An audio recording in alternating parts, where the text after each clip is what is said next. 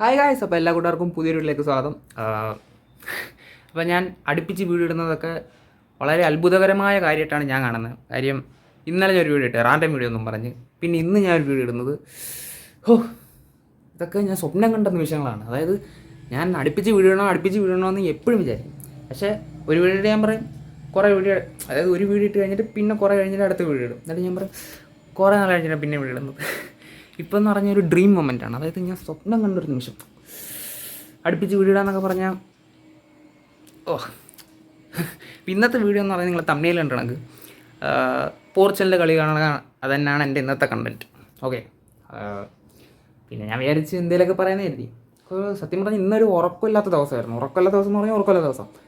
ഇന്ന് രാവിലെ 12:30 ഫ്രാൻസിൻ്റെ കളി, രാവിലെ 6:30 ആയപ്പോൾ അർജൻറ്റീനയുടെ മെസ്സിയുടെ കളി. ഓക്കെ, ഇന്ന് രാത്രി ഇനി പോർച്ചുഗലിൻ്റെ കളി, പിന്നെ രാവിലത്തെ 2 കളി പക്കാ കളിയായിരുന്നു. പക്കാ മാച്ച് എന്ന് പറഞ്ഞാൽ പക്കാ മാച്ച് എന്ന് പറഞ്ഞാൽ ഫ്രാൻസിന് എംബാപ്പെ കൊണ്ടുപോയി, മെസ്സി രാവിലെ ഹാട്രിക് അടിച്ച്, പറയല്ലോ ഒന്നും. ഇനിയിപ്പോൾ ഇതിനെ രണ്ടിനെ ഓവർകം ചെയ്യണമെങ്കിൽ റൊണാൾഡോ വരണം. ഇന്ന് രാത്രി ഇനി റൊണാൾഡോ ഗോൾ അടിച്ചില്ലെങ്കിൽ അങ്ങേറെ ഹേറ്റേഴ്സ് അങ്ങേരെ എടുത്ത് തലേ വെക്കും. കാര്യം നമ്മുടെ കഴിഞ്ഞ ഫ്രണ്ട്ലി മാച്ച് നടന്നതിനകത്ത് പുള്ളി ഭയങ്കര ബോർ പെർഫോമൻസ് ആയിരുന്നു.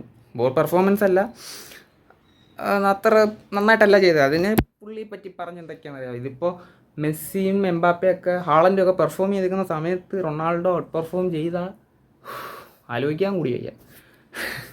അതാണ്. പക്ഷേ എന്തൊക്കെ പറഞ്ഞാലും മെസ്സിയും റൊണാൾഡോ ഒക്കെ ഒരു വേറെ ലെവൽ സാധനങ്ങളാണ്.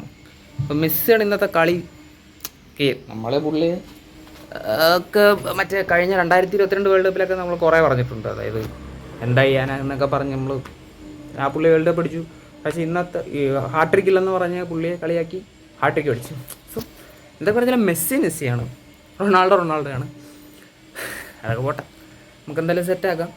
പിന്നെ രാവിലെ ഞാൻ നേരത്തെ വീഡിയോ പറഞ്ഞിട്ടുണ്ട്, എൻ്റെ അനിയനൊരു മെസ്സി ഫാനാണ്. അപ്പോൾ അവന് ഇവിടെ രാവിലെ ഇരുന്ന് സ്കൂളിൽ പോകാൻ എന്താ രീതിയിൽ കളിയാൻ തുടങ്ങി. ഞാൻ ഉറങ്ങിപ്പോയായിരുന്നു. മറ്റേ കളി ഫ്രാൻസിൻ്റെ കളി കണ്ടിട്ട് ഞാൻ കിടന്ന് ഉറങ്ങിപ്പോയി. അപ്പോൾ അവനാണ് എന്നെ കുത്തി കളിപ്പിച്ച് കളി കാണിച്ചത്.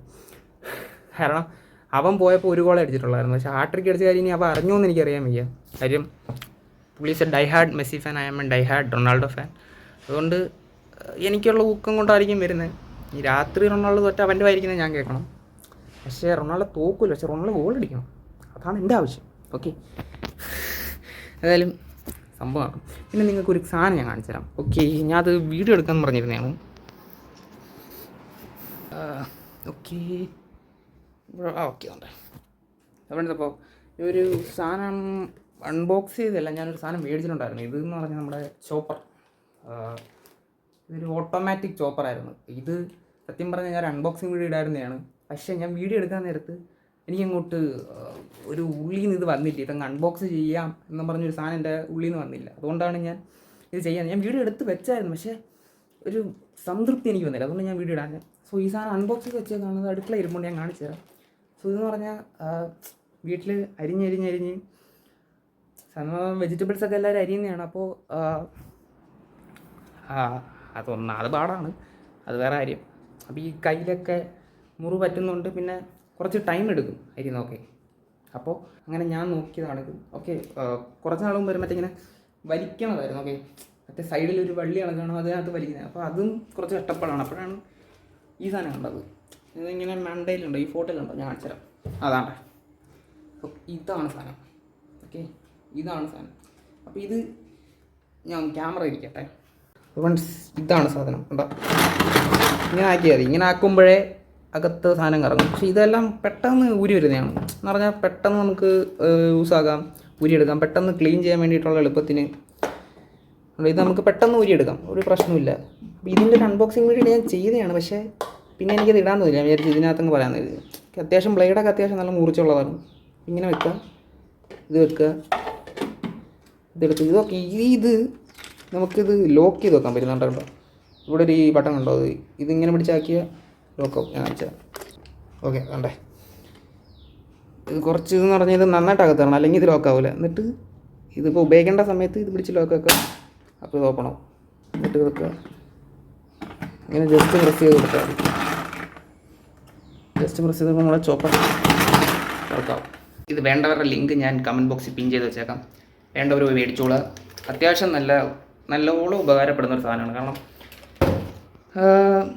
സമയം ലാഭിക്കാം. പിന്നെ അത്യാവശ്യം ഇത് ബഡ്ജറ്റ് ഫ്രണ്ട്ലിയാണ്. എനിക്കൊന്ന് 10-400 രൂപ അകത്തേ ഉള്ളൂ.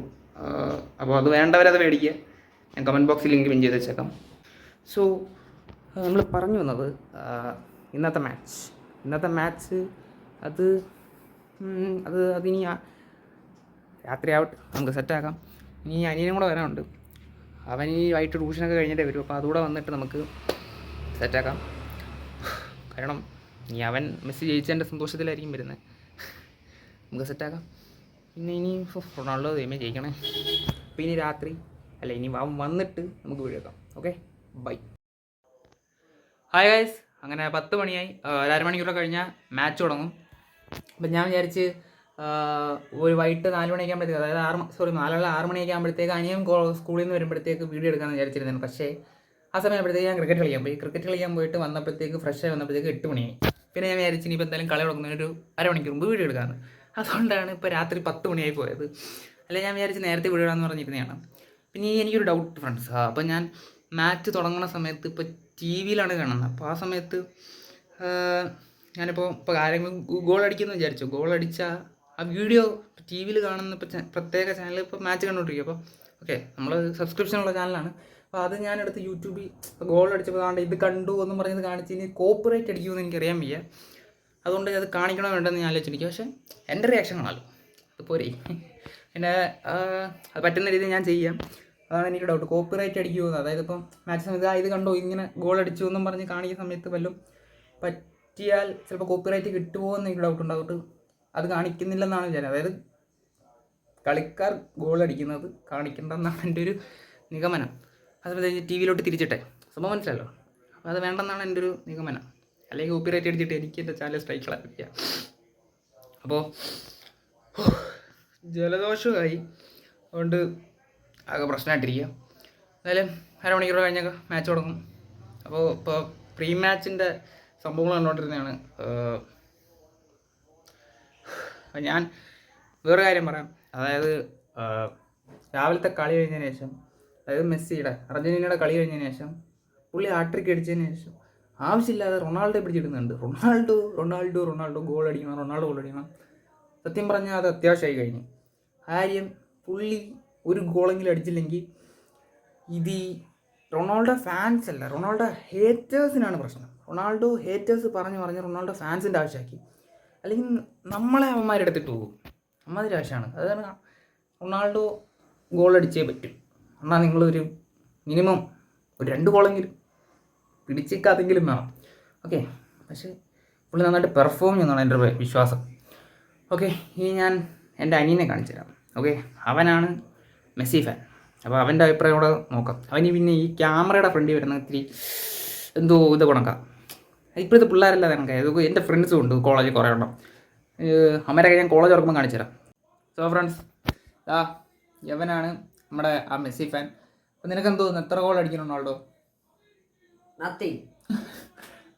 ഓടാ യവ കറക്റ്റ് ഈ മറ്റേ ചില റൊണാൾഡോ ഹേറ്റിംഗ് മെസ്സി ഫാൻസ് ഇല്ലേ, അതാ യവൻ ഇവിടെ നിന്നേക്ക് എന്തോ റൊണാൾഡോ. ഞാൻ രാവിലെ മെസ്സിയുടെ കളിയൊക്കെ രാവിലെ എണീറ്റിരുന്ന് കണ്ട് യവൻ ബ്രോ.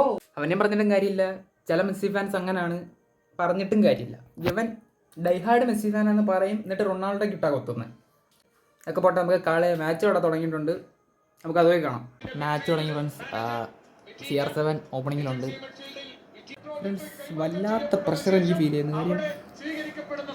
കാരണം ഗോൾ അടിക്കേണ്ടത് റൊണാൾഡോയുടെ ഒരു അത്യാവശ്യമായിട്ട് മാറി. വല്ലാത്ത pressure.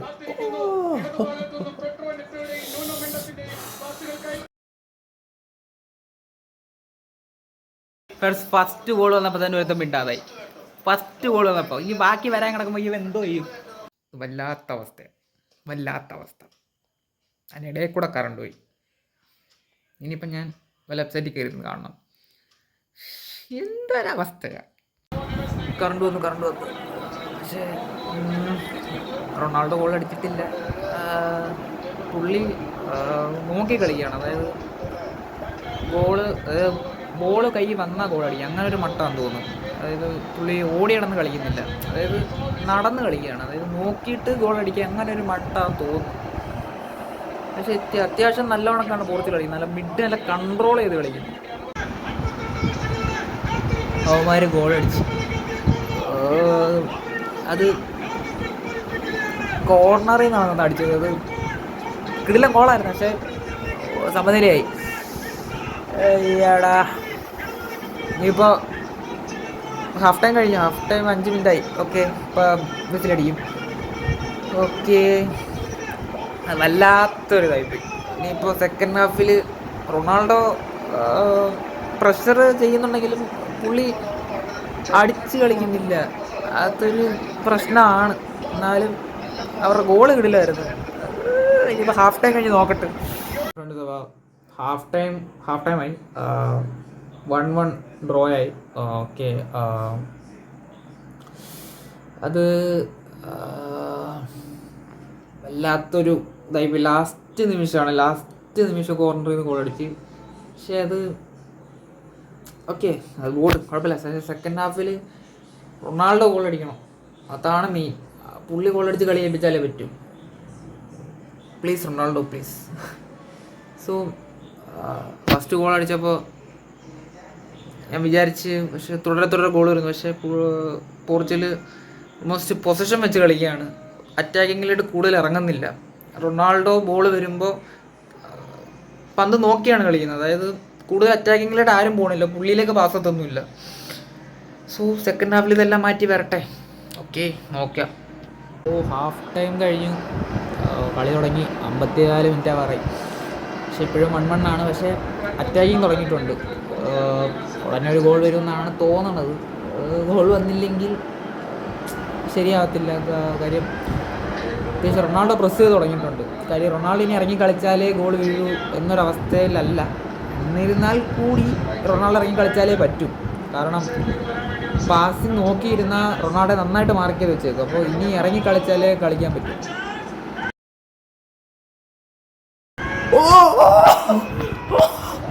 Offside, bicycle kick off.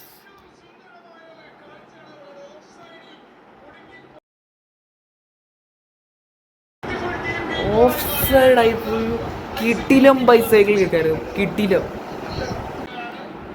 അവസ്ഥ തന്നെ. പക്ഷേ എനിക്ക് തോന്നുന്നു ഉടനെ ഗോൾ വീഴും. കാരണം പ്രസ് ചെയ്ത് തുടങ്ങിയിട്ടുണ്ട്. കിട്ടും, ഗോൾ അടിക്കും, ജയിക്കും.